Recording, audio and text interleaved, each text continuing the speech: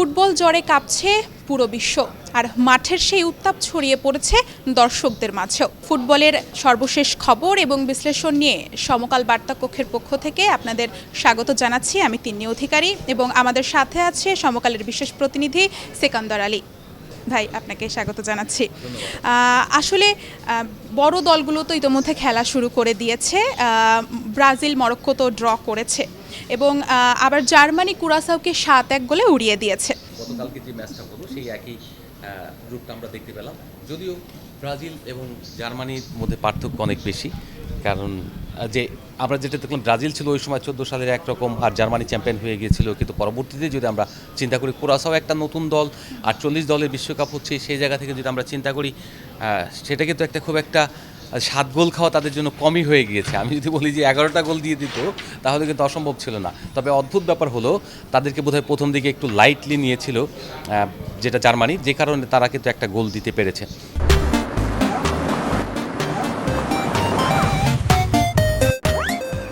যেভাবেই হোক একটা গোল পেয়েছে এবং বিশ্বকাপের প্রথম বিশ্বকাপ খেলতে এসেছে ছোট্ট একটা দেশ, 1 লক্ষ প্লাস একটু জনসংখ্যা, সেই রকম দেশ যে বিশ্বকাপ খেলছে। আমরা 20 কোটি লোক নিয়ে বিশ্বকাপ খেলতে পারি না, তাদের সেই জায়গায় আমাদের কিন্তু আক্ষেপ রয়েছে। তো তারা আমাদের থেকে ফুটবলের দিক দিয়ে অনেক বেশি এগিয়ে। তো যেটা বলছিলেন আপনি, সেটা হচ্ছে যে এই যে ফুটবল বড় দলগুলো আপনার খেলছে এবং সেই জায়গা থেকে পারফর্ম কতটুকু করছে, সেটা কিন্তু একটা বড় গুরুত্বপূর্ণ বিষয়। আমরা কিন্তু দেখছি যে প্রথম বড় দল হিসেবে খেলেছে ব্রাজিল মরক্কোর সঙ্গে, এবং মরক্কো কিন্তু ভালো দল। যদি আমরা র্যাঙ্কিংয়ের কথা চিন্তা করি, সেদিক থেকে দেখব যে 7 এবং উপরে 6। কিন্তু বিষয়টা হচ্ছে, র্যাঙ্কিং সবসময় আপনার কিন্তু প্রকৃত চিত্রটা ফুটে ওঠে না। যেমন মিরর, আয়না সবসময় কিন্তু আপনার ভালো প্রতিচ্ছবিটা একদম অরিজিনালি দেয় না। যদি পেছনের পায়রা ঠিক থাকে, তাহলে আয়নার চিত্রটাও ভালো হবে। সো একইভাবে ব্রাজিলের পারফরমেন্সের কথা যদি আমরা চিন্তা করি, তারা কিন্তু ওই দিন গোছানো ফুটবল খেলতে পারে। প্রথম ম্যাচগুলো ব্রাজিল অলওয়েজ কিন্তু ম্যাক্সিমাম অতীত যদি বিশ্বকাপ দেখি, তারা কিন্তু এইরকম প্রথম ম্যাচটা তারা স্ট্রাগল করে, এবং যদিও তারা হারে কম। 92 বছর আগে 34 সালে তারা হেরেছিল, তার পরবর্তীতে কিন্তু তারা হারেনি ওপেনিং ম্যাচ। তো সেই জায়গা থেকে আমরা বলতে পারি যে এখন যে ব্রাজিল মানটা মানে ড্র করেছে ওই দিন, তিউনিস যেটা খেলেছে আপনার ভেনিসুয়েলাস, যদি ওই রকম আপনার ফিনিশিং না দিত, একটা গোল না করতো, তাহলে কিন্তু হেরেও যেতে পারতো। মরক্কো কিন্তু অসাধারণ ফুটবল খেলে, এবং মরক্কোর স্ট্রাইকার মিডফিল্ডার যদি আইয়ুব নামে একটা ছেলে রয়েছেন, তিনি কিন্তু 20 বছর বয়সী, খুবই ভালো ফুটবল খেলেন। তার যে গেম তৈরি করা, মিডফিল্ডারদের কাজ হলো গেম তৈরি করা, অর্থাৎ ডিফেন্ডার এবং ফরওয়ার্ডদের সঙ্গে যে লিঙ্কটা করে দেওয়া, তেমনি ইন্টারসেপ্ট যেটা আসে, প্রতিপক্ষের ফরওয়ার্ড যখন আক্রমণে আসে, তখন মিডফিল্ডে প্রতিহত করার জন্য যে দক্ষতার প্রয়োজন পড়ে, সেটা তার মধ্যে রয়েছে। আমি মনে করি তিনি একজন তারকা হতে পারেন। এই রকম প্লেয়ার যেমন দরকার, তেমন ব্রাজিল প্রথম ম্যাচ ভালো খেলেনি, কিন্তু পরবর্তীতে তারা কামব্যাক করবে, সেটা আমি বিশ্বাস করি। ভিনিসিয়াসের গোল করা এবং অন্য যারা রয়েছেন, তারাও হয়তো ওই দিন কামব্যাক করবে। ব্রাজিলের সবচেয়ে বড় যে দিকটা রয়েছে, তারা হচ্ছে এবার ডিফেন্সের লাইনের যারা প্লেয়ারগুলি রয়েছে, তারা একটু হৃষ্টপুষ্ট, মানে একটু শক্তি সামর্থ্য বেশি। যে দলের এইগুলি থাকে, যদি মিস্টেক কম করে, তাহলে তাদের কিন্তু ডিফেন্স লাইন প্রোটেক্ট করা সহজ হয়ে যাবে। আবার আমরা দেখছি জার্মানি 7 গোল দিল। জার্মানি প্রথমে ক্যাজুয়াল মনে হচ্ছিল, কিন্তু তার পরবর্তীতে মনে হলো যে গোল বন্যায় ভাসিয়ে দিল। একটা 7টা গোল দিল একেবারে টপাটপ। সেটা এরকম 48টা দলের বিশ্বকাপ করাটাই মনে হয়, আমার কাছে মনে হয়েছে একটা ফিফার একটা হয়নি। ফুটবল বিশ্বকাপের সঙ্গে মস্কারা যদি না করতো, এই মস্করারির কারণেই কিন্তু আজকে ফুটবলের জমজমাট যে হওয়ার কথা ছিল, 32 দল 24 দল থেকে তারা 32 দলে গেল, সেখান থেকে 48 দল, তাহলে কি পরবর্তীতে এটা 100 দল বা 60 দলে নিয়ে যাবে? এরকম না। বিশ্বকাপটা হওয়া উচিত ছিল একদম কোয়ালিটি। আপনি আগে একটা টুর্নামেন্ট করতে পারেন বা অন্য কিছু করতে পারেন, কিন্তু বিশ্বকাপ 32 দলের হওয়া উচিত, অথবা 24 দলের হওয়া উচিত। 32 দলে যেহেতু একটা স্ট্যান্ডার্ড সেট হয়ে গেছে, সেই জায়গা থেকে হলে খারাপ না 32 দলে। নেদারল্যান্ড জাপান খেলা ড্র করেছে। এশিয়ার দল দক্ষিণ কোরিয়া জিতেছে চেক প্রজাতন্ত্রের বিপক্ষে। আসলে এশিয়ার দেশের মানুষ হিসেবে এটাকে আপনি আসলে কিভাবে মূল্যায়ন করবেন? দেখুন, এশিয়া তো সবসময় প্রক্সিমিটি বলে একটা কথা রয়েছে, যেটা হচ্ছে যে নৈকট্য। আমাদের সবাই কিন্তু আমরা দেখবেন যে আমাদের প্রতিবেশীর কথা ফিল করি, তারপরে আমাদের দেশের ভিতরে ফিল করি, তারপরে গিয়ে আমাদের দেশের প্রতিবেশী যারা রয়েছেন তাদেরকে ফিল করি, তারপরে মহাদেশীয়ভাবে ফিল করে। সেক্ষেত্রে জাপান এবং কোরিয়া আমাদের প্রতিবেশী মানে মহাদেশীয় প্রতিবেশী, এবং আমাদের একটা আলাদা ফিলিংস রয়েছে যা কিছু হোক আমাদের এই এশিয়াকে কেন্দ্র করে। সেক্ষেত্রে যখন কোরিয়া জিতেছে, তখন আমাদের ভিতরে একটা উৎফুল্ল ভাব কাজ করেছে। তেমনি আবার যখন এখানে আপনার জাপান ড্র করেছে নেদারল্যান্ডসের সঙ্গে, সেটা মনে হয়েছে যে আমরাই বোধহয় ড্র করে দিলাম।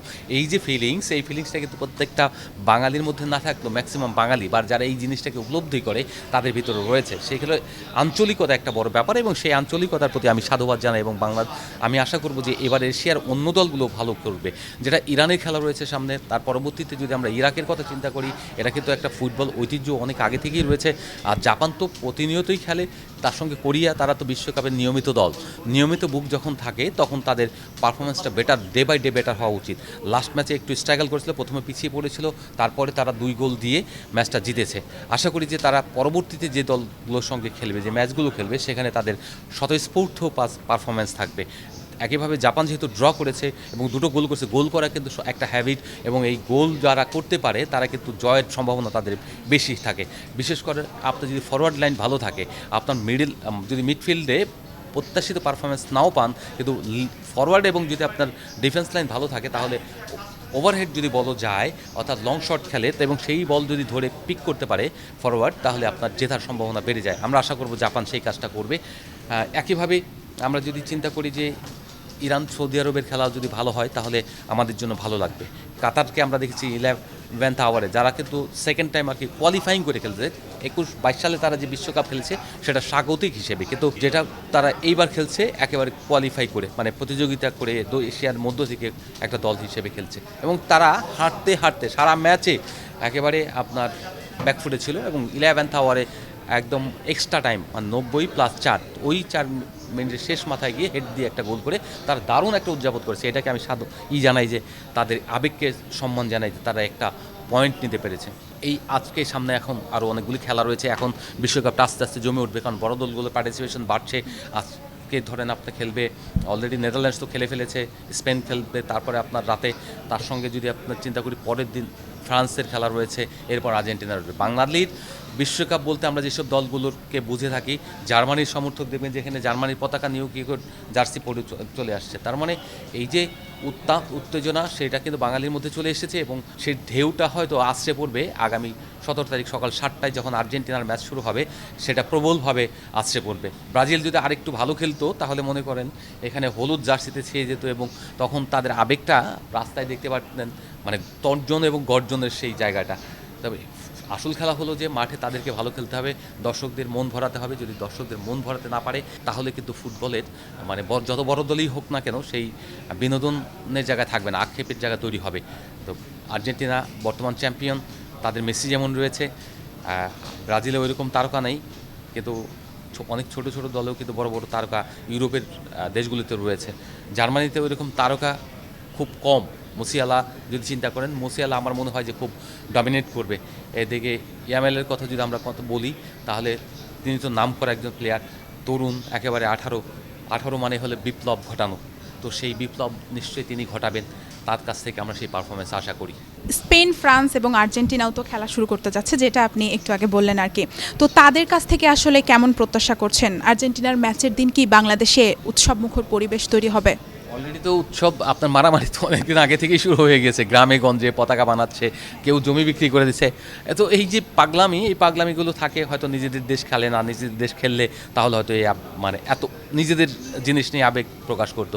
যখন এই দেশে ফুটবল হলো প্রাণের খেলা, তো বাঙালির খেলা হলো ফুটবল। তো সেই ফুটবল খেলাটা যখন নিজেরা খেলতে পারি না, অন্যদেরটা দেখে আমাদের আনন্দ হয়। এই আনন্দ ভেতরে আমরা হয়তো পাগলামিও করি। পাগলামি করার মতো বাংলাদেশে যেটা বললেন, আর্জেন্টিনা একটা বিরাট ফ্যান গোষ্ঠী রয়েছে বাংলাদেশে। এই তরুণ প্রজন্ম 90-র দশক থেকে শুরু হয়েছে, প্রবলভাবে এইটার সংখ্যাটা বৃদ্ধি পেয়েছে। সম্প্রতি আমরা দেখেছি আর্জেন্টিনা থেকে যখন ফিডব্যাকটা পেয়েছে বাংলাদেশে এরকম খেলা হয়, বা খেলাটা দেখে টিএসসির মতো জায়গায়, কিংবা ভিডিও ভাইরাল হয়েছে গত বিশ্বকাপে যখন, যে আর্জেন্টিনাকে নিয়ে এরকম, তার পরবর্তীতে তারা আমাদের কিন্তু এখানে ফিডব্যাক দিয়েছে, এখানে তারা আসছে, তাদের প্রতিনিধি অ্যাম্বাসি খুলেছে। আবার 2011 সালে আর্জেন্টিনা এখানে বাংলাদেশের সে নাইজেরিয়ার সঙ্গে একটা প্রীতি ম্যাচ খেলে গিয়েছে, সেটাও কিন্তু একটা ইতিবাচক প্রভাব রয়েছে। এই প্রভাব থেকে আমরা বলবো যে সব কিছু মিলিয়ে আর্জেন্টিনার সমর্থন বা সমর্থক গোষ্ঠী বেড়ে গিয়েছে। ব্রাজিল অনেক বছর ধরে 2002 সালের পরে রেজাল্ট পাচ্ছে না, তাদের তারকাও এরকম নেই, নেইমার কোনো তারকাই নাই আমার কাছে মনে হয়, আমার ব্যক্তিগত ফিলিংস। নেইমার আসলে ওই রকম জায়গায় নিতে পারেনি যেটা মেসি পেরেছেন, কিংবা একমাত্র ক্রিস্টিয়ানো রোনালদো তার পরিশ্রম দিয়ে হয়, মেধা দিয়ে তিনি যেভাবে তার দেশকে খুব বেশি রেজাল্ট করতে পারে না, যে জায়গায় নিয়ে গিয়েছেন ব্যক্তি স্টার দিয়ে আসলে একটা দলের পরিচিতিটা ব্যাপ্তি বেশি হয়। তো আমাদের যেটা ব্রাজিল কিন্তু সেটা পারছে না, যেটা না পারার কারণে এখন অন্য দলগুলির প্রতি একটু ভর করতে হচ্ছে। স্পেনের উত্থানটা আমার কাছে অসাধারণ লাগে, স্পেনের খেলাটা আমি এনজয় করি এবং আশা করি যে স্পেন খুব ভালো ফুটবল খেলবে এবং এই বিশ্বকাপে তারও এক শিরোপা যদি জিতে যায় আমি অবাক হব না। কিংবা ফ্রান্স, এমবাপ্পে কিন্তু একজন বড় তারকা, লাস্ট বিশ্বকাপে আনফর্চুনেটলি এখানে তারা পারে নাই, ফিনিশিং দিতে পারে নাই। আর্জেন্টিনা চ্যাম্পিয়ন হয়েছে, মেসি কিংবদন্তি হয়েছে, কিন্তু উল্টাটাও হতে পারত, এমবাপ্পে ওই বয়সেই কিংবদন্তি হয়ে যেতে পারতেন। এখনও যে কিংবদন্তি নন তাও না। আবার জার্মানি কখনোই আসলে ওইরকম তারকা একটা সময় ছিল খুব বড় তারকা, তবে 11th হওয়ার পর্যন্ত শেষ পর্যন্ত বিশ্বকাপ শেষ হতে হতে যদি তারা টিকে থাকে রেছে, তাহলে দেখবেন যে তাদের মধ্যে থেকে কোনো এক তারকা বেরিয়ে এসছে। অন্য জায়গায় পর্তুগাল যদি ভালো খেলে, এবং পর্তুগালের ভালো খেলাটা হবে রোনালদোর বিদায়ের জন্য সবচেয়ে বড় মঞ্চ এবং তাদের সবচেয়ে বড় উপহার। এই যদি তারা ভালো ফুটবল খেলে এবং যদি মেসি কিংবা এদেরকে বিদায় দিতে পারে, মানে জিতে, তাহলে সবচেয়ে বড় উপহার হবে তাদের এই অর্জনগুলো। সিকান্দার আলী, আপনাকে অসংখ্য ধন্যবাদ। ধন্যবাদ আপনাকে। দর্শক, এই ছিল সমকাল বার্তা কক্ষ থেকে আমাদের বিশেষ আয়োজন। অন্য কোনো দিন অন্য কোনো তথ্য নিয়ে হাজির হব আপনাদের সামনে।